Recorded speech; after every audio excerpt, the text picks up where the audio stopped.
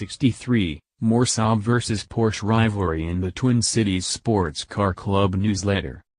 My grandfather was a self-taught engineer from St. Paul, Minnesota, with knuckles layered in scar tissue from innumerable barroom brawls and labor-strife battles in his younger days, and he spent his working career inventing lucrative machinery and immediately selling the patents for the quickest possible cash. Which he'd spend on race cars, the more the better. The machine that stamped out aluminum beer cans? That was him. The camera dolly that adjusted hydraulically for road imperfections?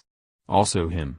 While the squanderation of this money caused a great deal of family drama before I was born, it also resulted in my childhood being full of interesting racing and car-related tales from my beloved grandfather. When he died a few years ago at age 97, I inherited his racing trophies, his Curta Peppermill calculator, and a stack of 1960s newsletters from the Twin Cities Sports Car Club. I hope this Porsche 356 notchback is still around somewhere. My grandfather sold it in the early 1970s. Photo by some Minnesota racing nerd.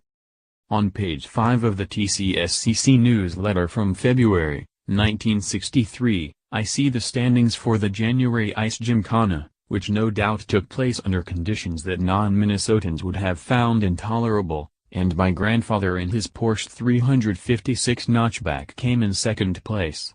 Dick O'Donnell, driving a Saab, which I hope was a 92, but more likely was a 96, beat him by 8/10 ths of a second, and I'm sure a lot of schnapps-fueled debate over the unfairness of some lousy Scandi UV and two-stroke beating a finely tuned German machine took place in the aftermath.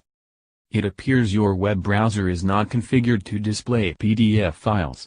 Download Adobe Acrobat or click here to download the PDF file. Merle Martin. See more by this author.